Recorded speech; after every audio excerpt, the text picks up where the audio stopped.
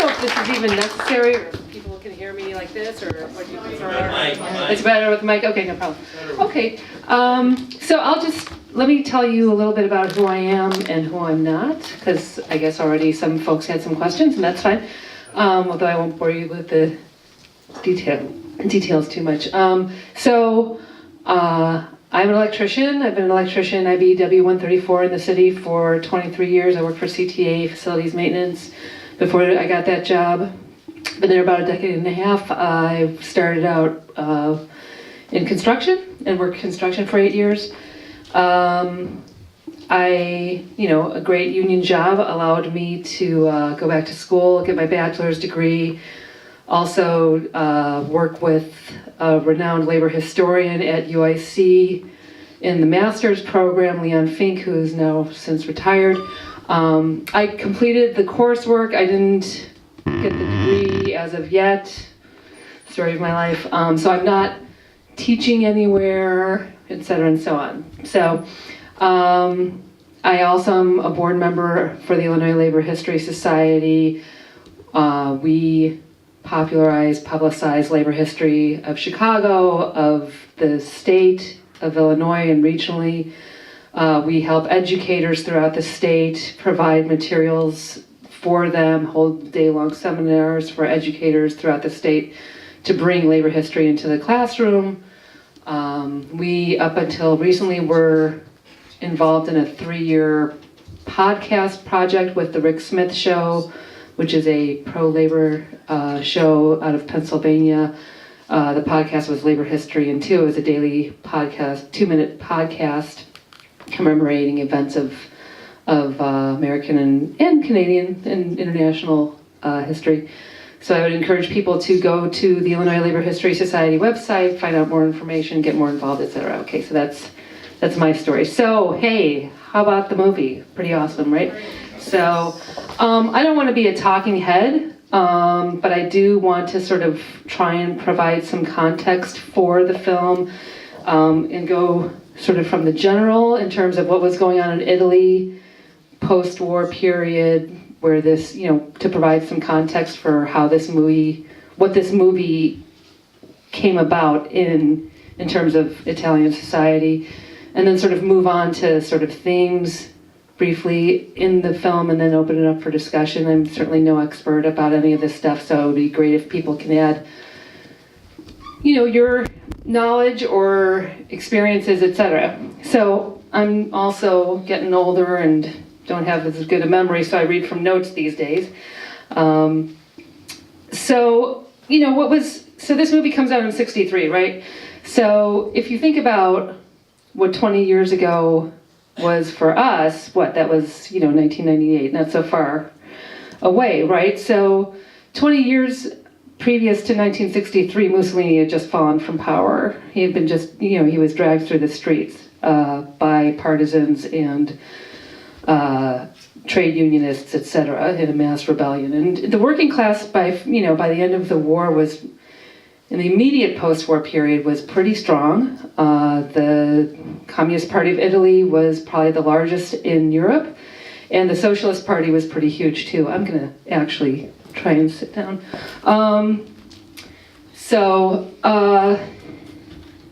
But almost immediately, so there was a lot of working class ferment in the streets.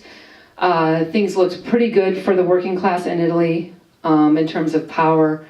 The CP was pretty strong, so were the socialists. And then almost immediately, probably by 46, 47, the Marshall Plan comes into town, and America and other Western European countries really start calling the shots. And one of the shots that was called was, you're going to roll back any kind of gains for the working class that existed. And so by 47, you're seeing an implementation of the Marshall Plan, deflation, recession, a 20% cut of production, total elimination in social spending. And for what this meant for the working class in Italy, it meant suppression of the workers' councils. It gave the bosses the freedom to fire workers en masse. I mean, we're talking by like tens of thousands of workers in 47 and 48 are getting fired across the country in industry. You have full control of the workforce by the bosses with repressive police powers to crush workers' protest and dissent. So you have, sort of like a de facto repression of workers' protest and striking. In some senses, right, they got rid of Mussolini, fascism falls, but, there's still fascistic notions of how to run industry and industrial production that remain. So workers' power at the workplace really gets decimated. Piecework is reestablished, multi-tiered wage systems based on region, sex, skill, and age are reinstituted. And the CP and the Socialist Party really sort of are unable to utilize any kind of immediate post-war power for any kind of radical reforms, and they sort of just settle for, parliamentary inclusion and coalition electoral politics, and they lose big with that kind of strategy. So you have, sort of the rise of the Christian Democratic Party. They win the 48 elections, and they usher in this period of what some called the economic miracle and what others called the hard years. It was a period throughout the 50s of intensive breakneck industrial development, social conservatism across the country, and incredibly low wages. As economic development proceeds at a breakneck pace with the help of the Marshall Plan, you have European economic integration, but you also have a domestic wave of anti-worker and anti-communist attacks, and the Cold War really intensifies throughout the country and throughout the continent. So you have what a lot of people, like I said, what you have is, a lot of people call that the European miracle, and economic miracle, I'm sorry, but this economic miracle is really based on labor quiescence and docility. And so, the years 52 to 58 are seen as this sort of long, intense phase of capital accumulation. And then 58 through 63 is this period of economic expansion that's based on exportation, investment, and consumption. And so you see a rise in consumer durable goods, luxury goods, steel, auto, electricity, petrochemicals, oil refineries, and synthetic fibers. So you see like this rapid, just breakneck, incredible industrial development going on in the country. And it's based and steeped, it's made possible through low stagnant wages and high unemployment throughout the 50s. And what you also have is, an influx of migrants from the South. So you have a lot of Southerners coming into the northern industrial centers, and a lot of these guys were leading agrarian reform struggles during the 40s and in the post-war period. So these are like sort of peasant, former peasant leaders that are coming in, bringing in, sort of their traditional militant struggles from the South. They're not, there's always been this sort of North-South divide, the racism against the darker-skinned Southerners that you see in the movie, where the character in the early part of the movie that gets taken away by the police is, derisively called, these racist terms like Bedouin and Arab and Ethiopian, etc., right? So, and then the white northern workers sort of see, just how squalid his living conditions are as a result of that racism and that divide immediately. So, okay, so let's see. So, just to characterize this, the national income doubles between 1954 and 1964. So that's huge. But the trade union movement really splits along political lines. And so what you see is a real shift in 1956 in terms of left politics in the country because of Khrushchev's speech, about Stalin's cult of personality, and also the Hungarian Revolution in '56, which really shifts the consciousness of a lot of leftist militants in the country. And so you see a real debate opening up between the traditional politics of the CP that have gone into electoral politics versus this new emerging idea of taking over the plant, workers' control of production, removing the boss's power. And you can see this sort of playing out in the movie a little bit between sort of the what the teacher represents, teaching the students, oh, well, you need to be literate so you can engage in electoral politics, right? He's the traditional leftist guy, right? And then the professor comes into town and he's like, no, take the plant. It's yours. You live there. This is your life. You own it. And so that's sort of like reflective. I think that's a conscious reflection of what's going on in terms of the left debate of the period. So let's see, I don't want to talk too much longer about this stuff, but I do think it does play a role in this film and in terms of understanding this film. So you have this quiescence throughout the 50s, and then in 1960 stuff really starts to re-erupt. You have a situation where your workers are essentially pretty sick and tired of their conditions. You also have strikes in 1960 at Lancia Auto and at Michelin. Workers gain significant economic gains. And then that's 62. Sorry, 1960 sees a 16-day strike at Alfa Romeo against speed up in work production. And then there's more strikes throughout the year. Milan is rocked by electrical, metal, and mechanical workers' strikes throughout the year and joined with support from students. And then there are strikes that continue on throughout 61 and 62 that culminate in this massive Fiat strike in 62, which a lot of people consider the turning point in working class politics. They really set the stage for the rest of the decade, where you have, the establishment after 63 of a center-left coalition government that then leads to the hot summer and autumn of 69 in Italy. So in 1960 also, the Christian Democrats, who had been ruling for probably 12 years by that point, formed a new coalition with neo-fascist Italian Social Movement Party.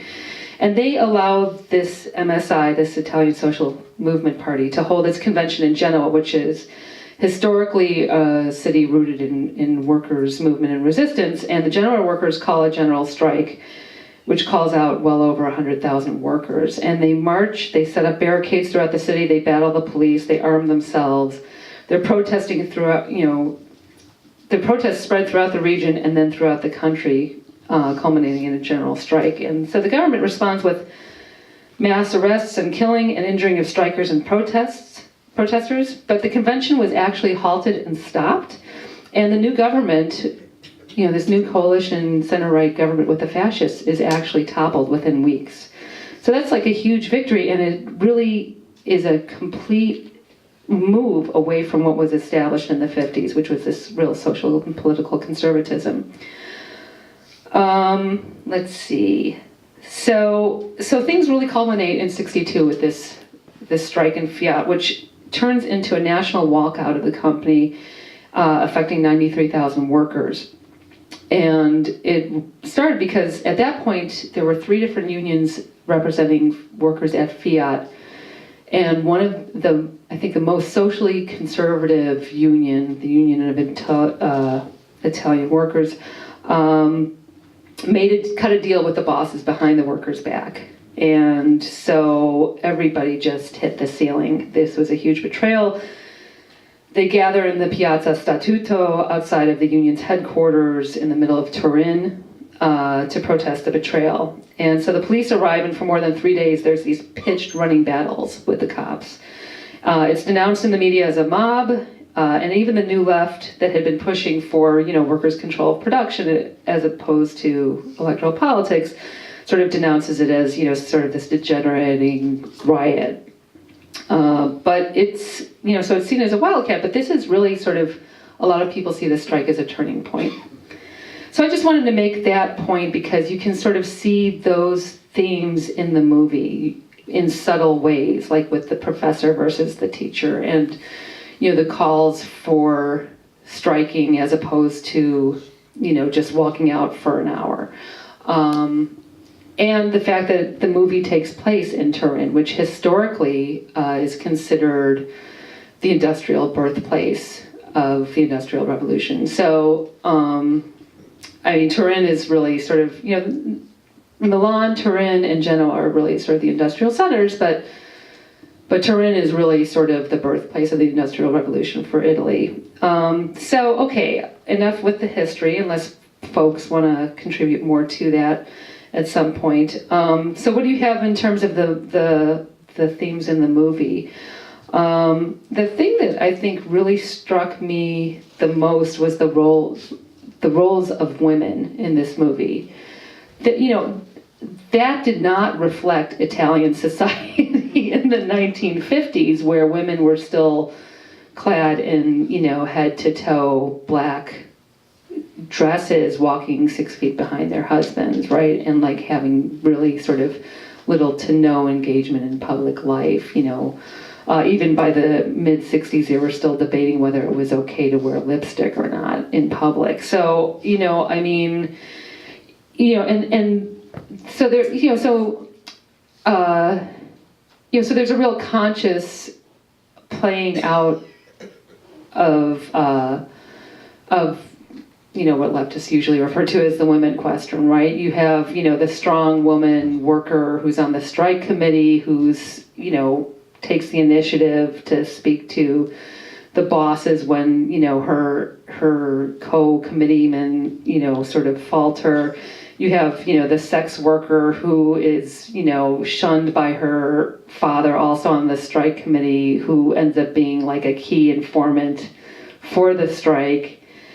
You know, you have, you know, the pious daughter who's a good union militant, and then you have Omero's sister who wants nothing to do with it, is really socially conservative and falls in love with the soldier who is potentially responsible for her brother's death, right? So it's really interesting to see how the women, how much variance there is in women's roles in this movie.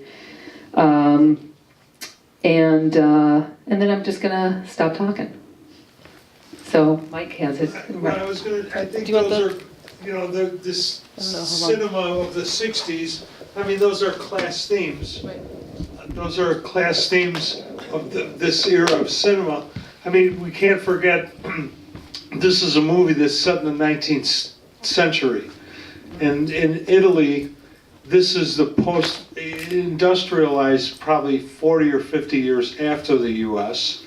This is a post-feudal society. It's probably, they say the late 1800s, but it's probably around 1870. I'm not an expert on Italian history, so they're idealizing. The film supposedly takes place in 1890s, because, yeah. Well, sorry. Yeah, but I'm trying to think about the 13-hour day. Sure. And I'm thinking, I shouldn't confuse it with the U.S. history. But again, they're idealizing perhaps the 1963 filmmaker. Sure. So when Italy goes from a monarchy in a post-feudal society, and that's where we get put into this industrializing country. And so you see these kind of themes of class consciousness and the desperate poverty of the workers. Very similar themes in England, in Dickensian England. So they're using, I think in cinema, they're trying to take a lesson from history and bring it into the current theme in the 60s. So I mean, that's, you know, I haven't seen this film in 20 years. I have it on VHS if anybody wants to share it. But it's a wonderful film. It's great to see it again. And again, you see the theme of illiteracy and desperate poverty, and the same divide between the South and the North still exists in modern Italy today. Illiteracy and still the poor people and the lack of development still persist in southern Italy today. And the class divide between skin color and poverty. Sure. Sure. Great film. I don't know if the mic reaches back to you, or if you want to just talk. Or I can talk louder if you want. Can everyone hear me? Okay. Yeah. This is not the first time I've seen the film either. And the first time I saw it was at Facets, before Facets was here. I don't quite remember where it was. I don't see if Charles is here to help me with that history. Somewhere like it was further east near to Halsted, Belden. maybe on Belden Belden. or Wellington, Belden. Yeah. In any event, Yeah. so I go to the screening at this, I don't know if it was a church, whatever it was, a hall on Belden, and as I was going out, I was saying to a friend, well, you know that Marcello Mastroianni is a communist. And they said, oh, really? And all of a sudden, I'm tapped on the shoulder, and I turn around, and there's this rather severe-looking young woman behind me who's Italian, and she says, no, no, no, Marcello was no communist. And then explains 38 different splits in the Yeah, Communist right. Party, and that he was an anarcho-Marxo Wow, Trotskyite or something. Anyway, wow. I found that very interesting. Oh, no, this is And interesting. since I have your attention, Yeah. I missed it. Is this based on a real strike? You know, I was not able to verify that or not. So what I was able to verify was that, so Turin, even in the whole region, the whole Piedmont region is really central for textiles. It sounds like the real center for action in the late 19th century was about an hour north of Turin in a town called Biella, if I'm pronouncing it correctly. And that's where you see a whole wave of textile strikes in like the 1870s, 1880s, and 1890s. So it might probably be based on maybe sort of like a conglomeration of a lot of textile strikes that were happening, but I don't know that this is specifically like a docudrama. Do you know what I mean? I think the 8-hour movement started in the 70s and early 80s. Right. The only reason that seemed to tip off to me, at least in the movie, if not in fact, is that there's a reference to this is the anniversary of Garibaldi's death. And I think Garibaldi had died, I think, in the early 1880s, Right. for whatever that's worth. Okay. You know, what was interesting, I was sort of trying to find some more information in terms of film theory and criticism of the movie online over the weekend, and I came across a panel discussion on YouTube from NYU from like maybe a year and a half ago. And one of the guys on the panel says, when this movie came, everyone loves this movie now, it's a classic, et cetera and so on. At the time in Italy, it was a complete flop. And Monicelli didn't even want to talk about the film because it was just so poorly received. And I can only imagine that it's probably because the politics and the role of women in the film were so controversial. But hey, somebody's got his hand up there. Yeah, those reasons, but also perhaps the fact that it's relying on I presume at the time, a sort of faith in a 19th century Marxist theme of the immiseration theory of the working class.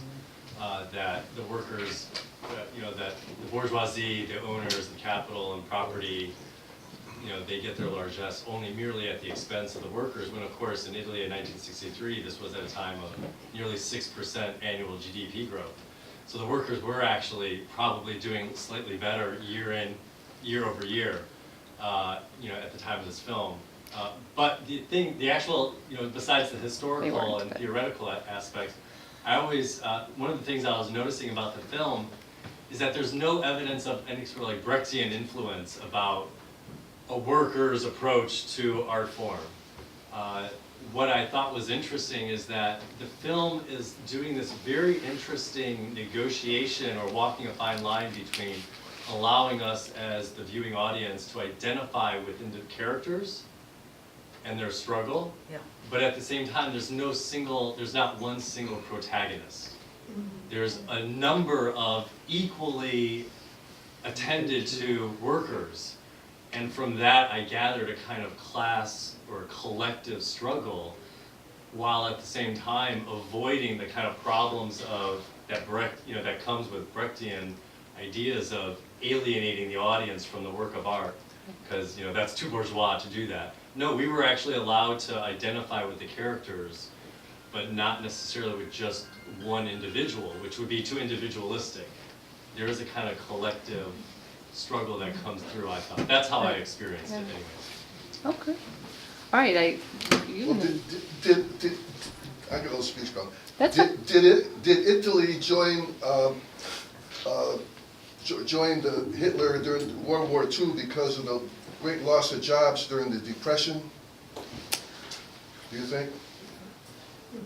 So Italy was a fascist country as of 1922, right? And so they actually preceded Hitler.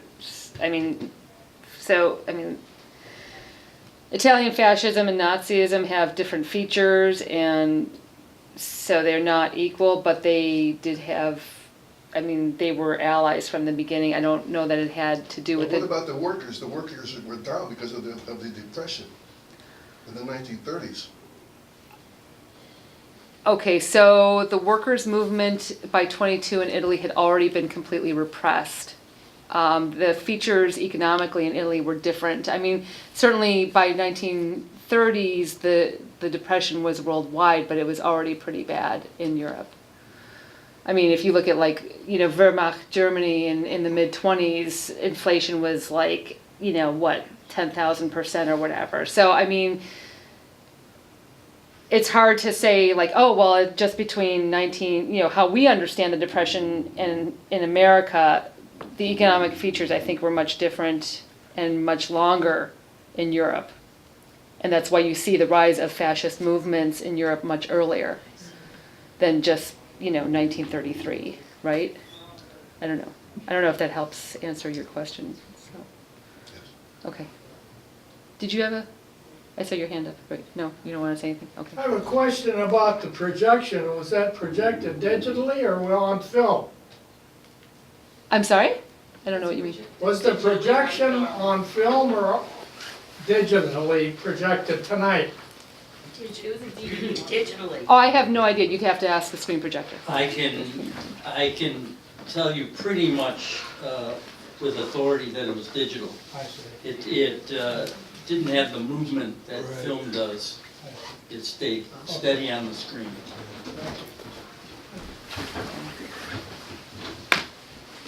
Anybody?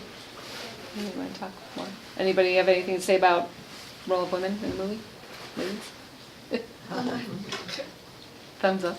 Waiting for Chicago filmmakers to step up and make films about Chicago labor history. We have a fabulous labor history in Chicago, but we have no filmmakers like the Italian social reality filmmakers. We have some wonderful documentaries about Chicago labor history at the Illinois Labor History Society. I'll just make the shameless plug. Take your So- pitch, though. Yeah, can I speak to Yeah, that? yeah, sure. Are you speaking only about documentaries or No, I'm talking Yeah. about, story movies? yeah, films. All right, there's a terrific film that we're going to try and get out that was made as part of the American Playhouse series on PBS that we shot in Chicago in the early 80s. It's called The Killing Floor. You can find Yes. versions of it online. Yes. Great. And it's about the meat packers that go on strike. The Swift and the Armors call up sharecroppers and as part of the Great Migration. And they arrive here during the strike in 1919 when we have a race riot. It's a terrific story. It's all based on, it's acted, but all based on testimony that was given to a Kerner commission of the day. We're trying to raise money. The UCLA archive has it. They need something under $10,000 to restore it, Wow. and we're going to try and get it to you. Cool. That's what I was gonna say. Who made That's that? really Who pretty. made the It choice? was made by a woman.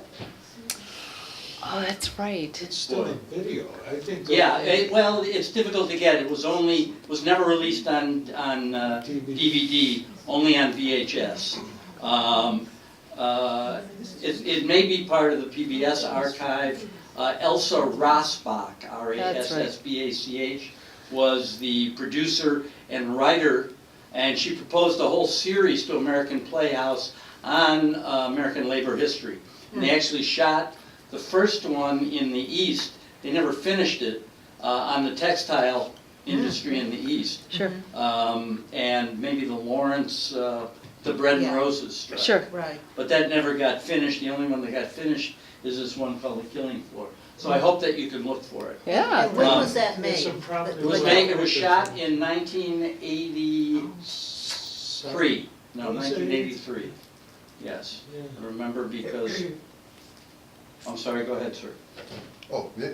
Well, I thought it was too extreme to say they're gonna take over the factory. Isn't that a communist idea? I mean, we don't do that in the United States, take over companies like.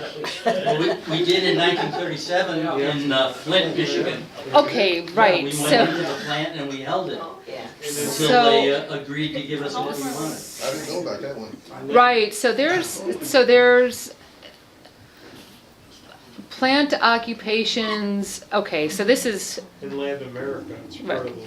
We had Right. one here, we had one here. well, Yes. right, we had, okay. All right, so let me just sort of divide this up. Right, so it's not just a communist idea, although communists have employed that tactic in the past.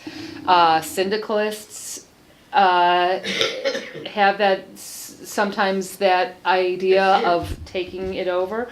If you look, it didn't just happen in Flint. The whole way that industrial unions got built in this country, the steel mills, the auto plants, the rubber factories, everything industrial in this country, the United Electrical Workers, etc. Everything, every strike, it wasn't just Flint, there were strikes across the country that had included plant occupations.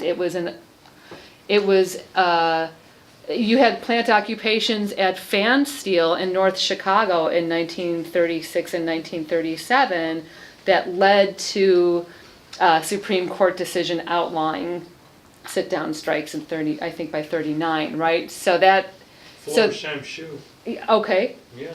Okay. Yeah. So this was common, and it wasn't just communists who did it. It was the way that unions got built in this country.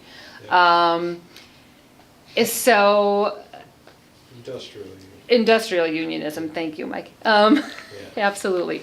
More recently, the workers took over the Republic window and door. Absolutely. factory, Absolutely. And Absolutely. held it until they Got what they wanted. Absolutely. Right. If you look at more broadly at sort of what's referred to as the long hot 70s, the dissident unionism in the 70s, a lot of broader themes in American labor history had to do with moving away from simply bread and butter issues of wages and benefits to workers' control of production. You saw this at Local 1010 in Lynn Steel in East Chicago. You saw this throughout the auto plants. So these are not ideas or actions that are solely the ownership of communists or perhaps even radicals. These are all things that workers do as a means of survival, as a means of pushing back against increasingly repressive attacks by their employers to get what they need in order to increase the quality of life, whether that takes the form of better working conditions, shorter hours, higher pay, or whether that takes, in the 70s in the steel mills in this region, what it meant was workers demanding greater workers' control of production meant stopping fatalities and occupational disease and really terrible injuries, life-threatening injuries that steel workers were facing by the thousands every year. So, taking over plants is not a bad thing. Well, what's wrong with joining unions, like at the post office? I mean, we had good wages and everything, we weren't allowed to strike. And yet you did in 1970. I did. I'm just saying that, but part of the reason why conditions got better really fast at the post office was because of that strike. Many would argue. I mean, I can't tell you what your experience is, but. $30 an hour, you know, the unions got that for them, right? Sure. But they also got it for themselves by being being active members, you know. Yeah, okay. Oh, hey, now we got all right. Your hand was up first, second, and third. Yeah, I mean, I just thought it was a fantastic movie. And I think that what was raised in the movie too about like raising the question about who really is creating the wealth in society, Right. and then who gets it. And I feel like all the same questions you could ask today about who creates the wealth. I mean, there's a statistic that I find I forget the study that was done, but 42 people, of the wealthiest people in not just the United States, but across the world, own and control more wealth than the bottom 3.7 billion people. I think I saw this like last week. Right? Yeah, It's right. like- It's insane. It's insane. It's insane. So I think I love that part when he's like, "It's yours," because it is. We create it, and yet we don't. You know. So anyway, this. Yeah, absolutely. Statistics tells it all. says that. But yeah, it's like, so when you asked about women, I thought it was fantastic, but I was kind of surprised, like, that they were depicted in that way in 1890. But I thought, like, how they were just so spitfire and they weren't gonna take it. And again, you can say, like, in your own workplaces as women, we face many of the same Absolutely. kind of situations today. And then when you said that it wasn't well received, and I don't know, like, I'd be very curious about why the film wasn't well received at the time. And I was wondering about the ending, because like I'm a socialist, so I was like, the ending is gonna be like, they're gonna be triumphant after this, right? Yeah, they and made me lose. think of like Pullman though and stuff, like, and I want to talk to you afterwards, you know, if there's any good films on Pullman or Eugene Debs, because that should be made if You it's know, not, but- It's like, maybe that's why it wasn't well received, because the ending was a little, you know, like they. I think that, He didn't succeed. okay. Hold on, Mike. So Wait, I'm no, just- hold I'm on. curious. We're taking a No, round of I'm done, discussion. yeah, so that's all, I'm just All right, curious. you're next. Well, I was just gonna comment on the role of women, you'd asked about it, and to me, that was very clear in this film, and I really loved it. It was so refreshing, Yeah. how Totally. developed the women were really in the film, and how active they were all the time, and the relationship between the men and the women. You know, I love that scene where the woman is actually going up over the fence to get on the other side Yeah. to get with the coal, you know. First of all, that she's the one that's doing it, you know, like, we need help, okay, I'll go, you know, and not to let some guy do it. And then having this fella help her, finally thinking she can do it, and then she really does need help, and then he helps her, but then he also, you know, gives her a little pinch in the butt or something underneath, and so she turns around and slaps him, and it's just the, you know, setting limits of the relationship, I thought was, you know, was just very assertive. Yeah. And I just thought, well, this is a situation where the men and women are really equal, you know, and the women are not embedded in some hierarchy where they can't fight back for fear of retaliation. Right. Now, maybe in terms of their relationship with the boss in the factory, that would be the case, I don't know, you know. But within their own culture, it didn't seem to be the case. Right, which was really striking. So that, to me, that was a creation of a culture, a statement about, you know, this, whether it's ideal or real, I don't know, but it was very clear. Yeah, definitely, definitely. Well, what I think is worth thinking about is that groups of people like teachers and firemen and police and all have pensions the rest of their life, but these poor people like the nurses' aides and people that work at McDonald's and places like that all their life, and they work hard.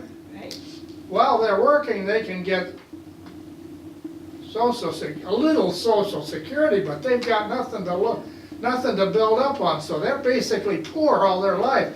The minimum wage is important to think about, I think, to get it raised. Oh, absolutely. I think there was a study maybe a couple of years ago stating that if you factored in the cost of living and the rate of inflation from 1968 on, the minimum wage now should be somewhere around $22 an hour. Am I around what? $22 an hour, Okay. yeah, which would be awesome, right? Well, Hold it on. would be, it would be a So- living. Oh, absolutely. Before I let you answer her question, I just want to say that in terms of Debs, there is a documentary that's going on at Gene Siskel on, I think, Monday. Friday, Saturday, Sunday. I think it's Friday through Tuesday on the life and times of Debs. Really? Yeah, I'll be there Friday. I'm going Friday This night. Friday and Saturday? I think it's Friday through next Tuesday. Go to Gene Siskel's Gene Siskel Film Theater website. It's being screened. The documentary on Debs is being screened there this weekend. It's old? I don't know. I think it was I think it just. Would have to be. I think it just came out. All Can I right. just jump in for a second? For Facets has a Sorry. collection of Kartemquin films, Okay. all specifically about labor, including a film about Pullman. Oh, really? So if you just check here, you may be able to see the films you want. And then Mike, you were No, going to all I say. was gonna say is that the film, I mean, to me, this film is really sad. I mean, there's a lot of things that's very funny about it, because Italians were really good-natured and funny people, Right. and warm. And I think this is some idealism about it, especially the role of women. You wanna have a really better, positive film about the role of women, see Salt of the Earth. Yeah. Yes. 1955 film. Right. And, but I think the closing scene of the young boy, the younger brother walking into the factory is really one of the most poignant. Yeah. Yeah. And, so, and then the workers are defeated and the state was on the boss's side as they killed the worker, which is, so it really is overwhelmingly sad, although the professor's speech, had me in tears. Yeah. As it always does, because, but it's overwhelmingly sad. As an Italian, I say that. I hear you. Okay, you and then you. Okay. Okay, I think, I'm sorry, I've got a cold. That's fine. There's a serious dark future for labor because everything is being mechanized. Currently now, people who used to work in warehouses don't have jobs because they have robots. Right. So I think it's a time for unions and workers to get together and demand that there's a solution to what do we do for a living when the robots take over. They're gonna drive the trucks.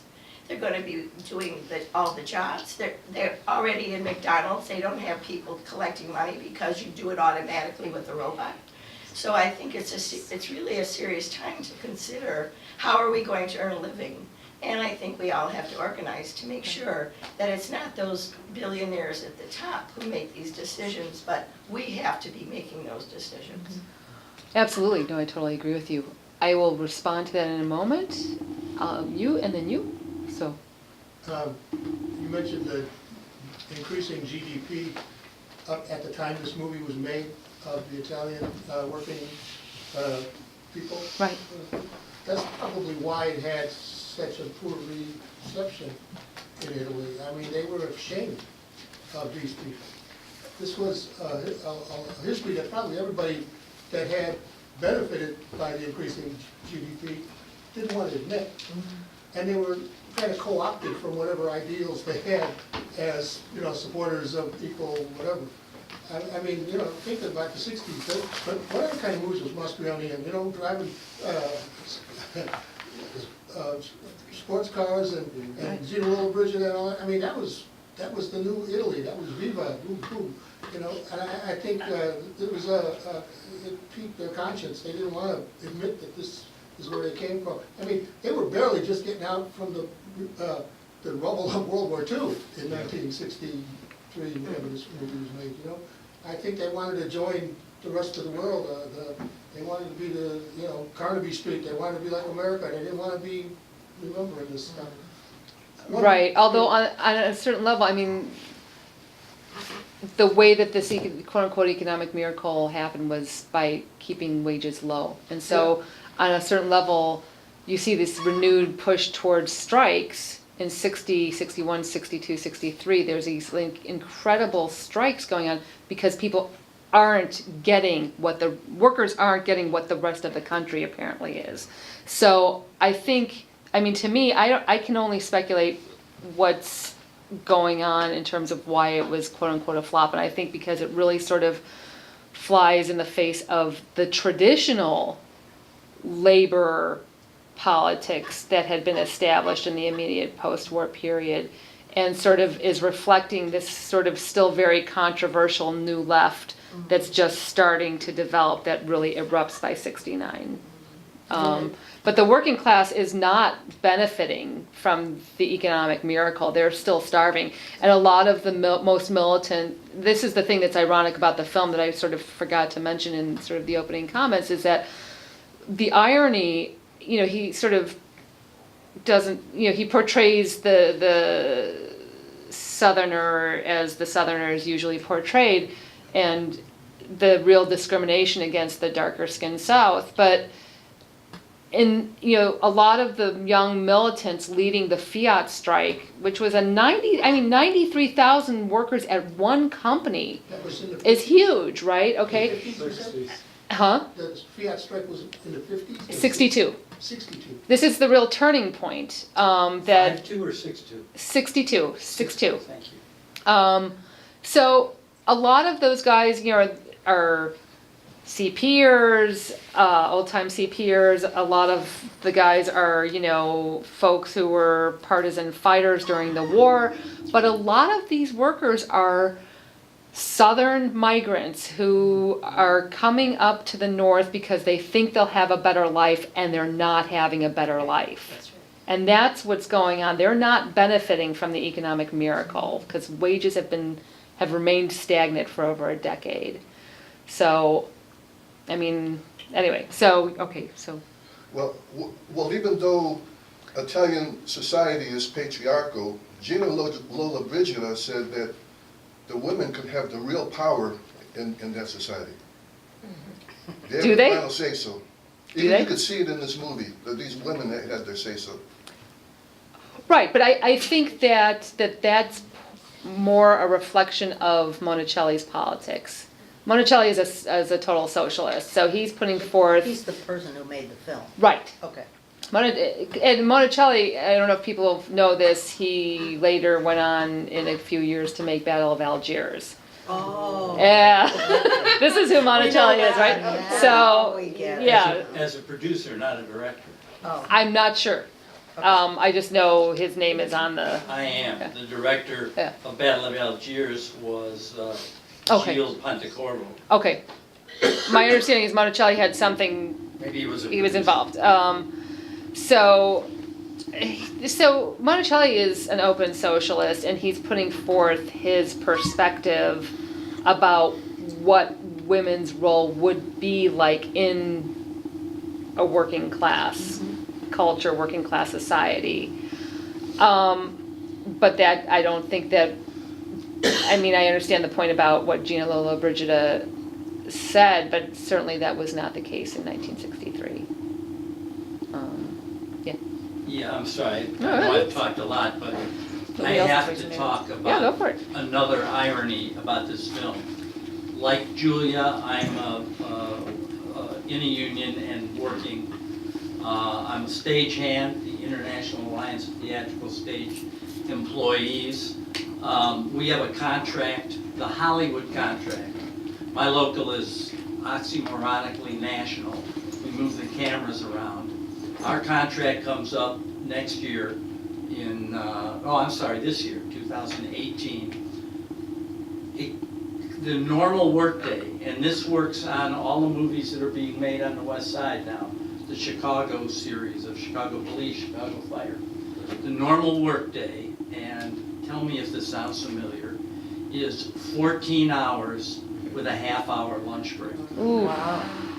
And this is a large issue. It's been growing and growing for years. The hours have been pushed up. Now that's a minimum of 14 hours. You know when you walk out the door you're going to work 14 hours. The producers themselves, the owners, consider they budget for a 14-hour day and their overtime, even though we're being paid overtime after 8 hours, that all that stuff that we won, that the labor union won in the 8-hour day, we get that, but we actually work the 14 and more because the producers see that as their normal day. They budget overtime starting at 14 hours. So you can work more. You can work an 18-hour day. You can work around the clock. And the only thing you've got going for you on the other side is a turnaround, but it could be as low as 8 hours.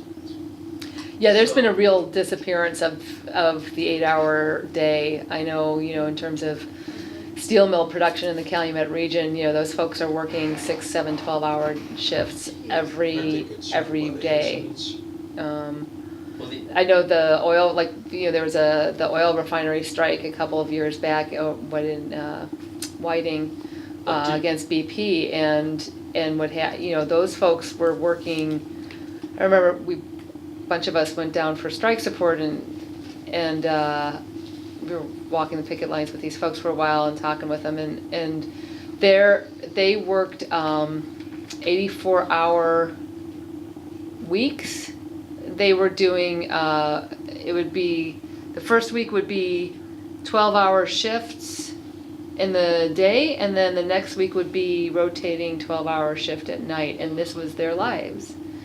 And these are good paying union jobs in the steel mills in the Calumet region, in the oil refineries in the Calumet region, and folks are just working 12-hour days, 7 days a week. It's crazy. I'll tell you what's really crazy is that we don't have, those of us who would like to shorten the workday, do not have full support from the rank and file. Right. The society has changed so much, and all this bragging about how the labor movement has created the middle class. In our industry, it's created a class of young people who want the extra house in the country. Right. They want to send their kids to public school, and they don't want to cut the hours. They're young and they're immortal. They're not going to fall asleep driving home and die. Right. They want the money, so it's going to be a hard road. Even I'll get to you in just, I promise. Just to respond to that, I know, overtime is an issue at my workplace where, all right, well, thanks for coming. It was wonderful to hear your comments.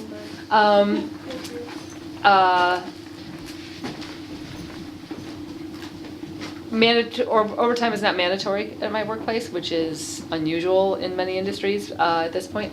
But you can pick up overtime if you want. But a lot of people want overtime because they want to increase their wages, and they don't see the union as the unions. We have 17 unions at CTA, they don't see the unions as being able to negotiate higher wages. And so that's also part of it. It's like if you can't get the higher wages, then all you want is more overtime as you work yourself into a grave. So, yeah. Today, the Supreme Court heard arguments for the Janice versus Yep. the Acme thing. Tomorrow, starting at say about 11:15 or so, podcast, the Sam Cedars Majority Report is going to interview a labor historian or labor law. I'm not sure who the guy is, but it'll be live starting. It's Eastern time, so at least by noon, you should be able to get it on YouTube's Majority Report and YouTube. Okay, great. And with the way the Supreme Court, with the Gorsuch, now, I mean, labor is way screwed. Yeah. And this would change the definition of collective bargaining. It would make collective bargaining a speech, like a legal speech issue. Oh, that's So- certainly what their argument is, yeah. Well, that's how they're working it. Yeah. And if they get it, this could actually be an unintended consequence. Right. I mean, so it should be interesting to hear this a professor talk about it tomorrow. But I mean, the lady here is right about the computers taking over. Amazon's got a thing that they're gonna do with how fast your hands move. Right, and you get There's electric biometric shocks things- if you don't. Biometric things that they got in like offices with dildos that look at your expression. Yeah. Are you like into it enough? Yeah, Uh, right. And you know, the tech industry has, you know, absolutely contributed to the de-democratization of this country. Sure. I mean, Peter Thiel and Gates and all these guys that want to invent all this technology and replace everybody with this crap that probably won't work anyway, I think, you know, but it's a war against, it started out as a war against the poor. Reagan did that. Okay, people making, you know, $10,000, $15,000 a year, well, there must be something wrong with them. Well, now, you know, the people who elected Trump, they're making 70 as a medium, and they think they're affected, they think they're oppressed. The term working class has been co-opted. Right. I mean, you know, working class isn't somebody making 70 grand in a bank. Working class is somebody walking dogs for $9 an hour. That's what's up. Right, so that's an interesting question. Right, so do people know about Janice, generally, Janice versus that? Okay, so I won't have to, right. So, It was odd that this film was distributed by Janice. Yeah. I know, I was just thinking that when I watched it, yeah. Did a decision come down? No, No, it's No. just being argued yeah. today. Thank you. So I'll get to you in a But I thought moment. it was right to work, the issue of whether everybody has to contribute to a So- union, isn't that the issue? Okay, all right,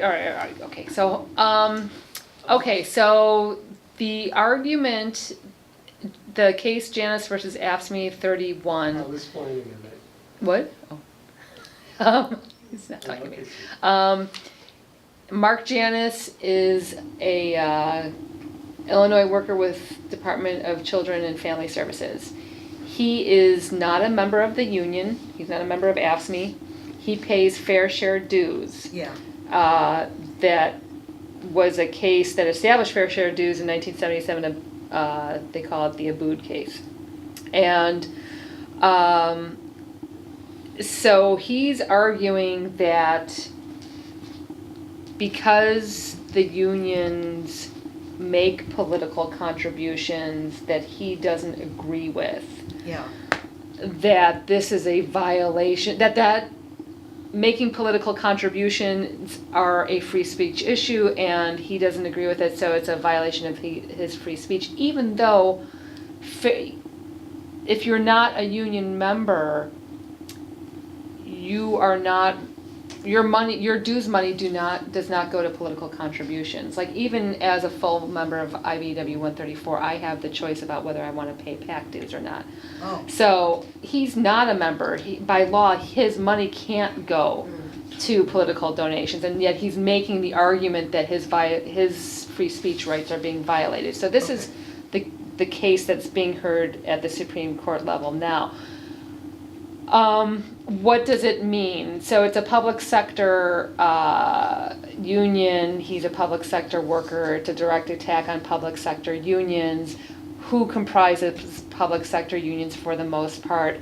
Blacks and women. Right. So this is not just an attack on unions or public sector unions, but it's an attack on black workers and women workers, trade unionists, and you know, it sort of falls under sort of the rubric of the broader right to work offensive, I would say. And what is it, you know, what would it spell? Well, sort of the worst forecasts argue that if it goes through, you could see the real loss of 30 to 40% of dues income for public sector unions. Nationwide. So would this decimate unions? I don't know. I mean, there's a debate that goes on within the labor movement about just how negatively this would impact the union movement. Yes, of course it would negatively impact the union movement, absolutely. We already, at the Illinois Labor History Society, we already feel it with the decrease in institutional memberships from unions who used to happily sign up every year for membership and now can't. because their income has been, you know. Right. So it has a real impact, not just for the unions, but for all of the things that unions support in this country. On the other hand, you know, states that have already experienced this sort of thing because of right-to-work legislation have argued that, yes, it's negatively impacted them deeply, but the members that remain are much more active, much more engaged, and are fighting a lot more at the job, fighting much more in terms of legislation and campaigns of all sorts, and in fact have been able to contribute to, you know, a now renewed fight against right to work in Wisconsin, which looks like it might happen, like they might actually overturn right to work. So I don't know. I'm not all doom and gloom. I think, you know, as long as you have, you know, a working class and a boss class, you're going to have some form of struggle, whatever that means, and it's just gonna continue to ebb and flow. But, okay, so you and then you. Do you think that this movie was a mismatch between management and labor? Because I sort of thought the management had a stronger hand. They had the army, they had the goons, and the masses were divided, really. But at the end, who won? I think management won, didn't they? Because they went back to work and everything. Sure, right. So, I mean, that's always the case. You know, militants of whatever political stripe have always argued that all workers have is their labor power, right? The bosses will always have the state and the cops and the army and the media and whoever. The money. And what? And the money. Yeah, right. But you have to continue to fight. And sometimes the balance of forces shifts exponentially and very quickly. So. Well, they showed they will make a stand. That was the important thing. Absolutely, absolutely. Yeah, along those lines, I was impressed at the way the boss in the factory was portrayed, and how he was trying to push this good guy thing first, and then push the idea of class collaboration in order to get these strikers to toe the line, and that's. I was reminded of that when you were talking about Janice, because I see that as exactly the same thing.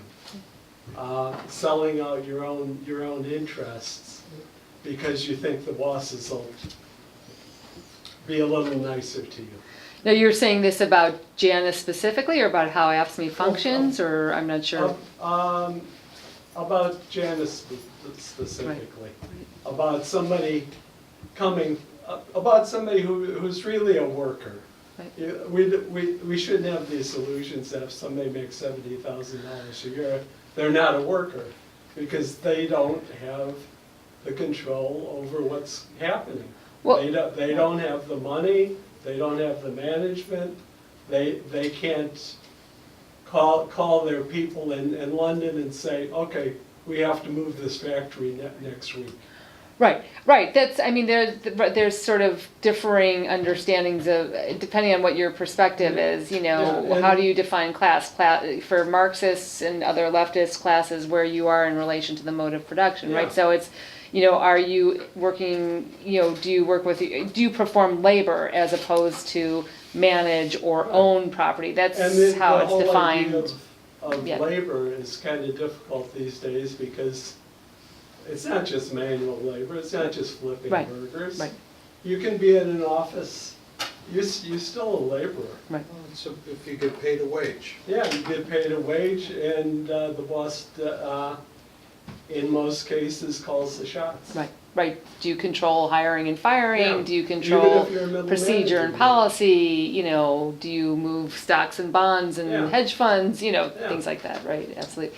Okay, Mike, and then, okay. All I was going to say is Jay Gould, about 150 years ago, said I can hire one half of the working class to kill the other half. Right, absolutely. Which is what Janice is. He's another class collaborator, rat bastard. Well, he's totally funded by The Right to National Work Right to Committee. Work and the Koch brothers. I mean, this is Probably, yeah. really like very There's conscious an attack. evil group in this state called the Illinois Policy Yes. Institute. It's another arm of the National Right to Work Committee. Yeah, absolutely. My point about 72 wasn't that there are and aren't workers, just that there's no solidarity between the people at 25 and the people at 72 and even the people at 100. And they're all workers, and they're not, they ought to be more, you know. There was a picture of some guy from some, I can't think how, Silicon Valley tech company, and he had a, you know, TED Talk or something, and he had his t-shirt with the logo of his company on, and underneath it said, "Stay woke." Yeah. Yeah, right. It's a brand now. Yeah, right. But I mean, he's co-opting, Yeah. you know, they take everything and turn it into a trademark. you know. Right. Right. Absolutely. Absolutely. Oh, okay. All right. Anybody? Yes. Well, you know, when I was in high school, I had a job, and they had punch presses, and then where I was working, and all of a sudden he starts screaming, "Oh!" Well, he lost his hand, and the boss tells me, "Well, you're next." I says, "No, I don't want to." Good for you. Right I on. kept my same job, Yeah. but I was part-time anyway. Good for you. It's hard to, I mean, it's really, really, for a lot of people, it's very difficult to stand up and push back when, That's why we have the union. right, I but you worked know, in my trade Yeah. on both sides, and I realized the power of the union when I got Absolutely. in. Absolutely. I didn't have to stand alone. right, absolutely. Anybody? Mike? No, No, no. we're good, all right. You know, All right, well, this was fun. This was fun, Thanks, Julie. sure, thank Friday? you.